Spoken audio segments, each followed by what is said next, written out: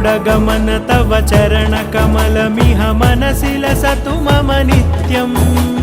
गरुडगमन तव चरणकमलमिह मनसि लसतु मम नित्यम्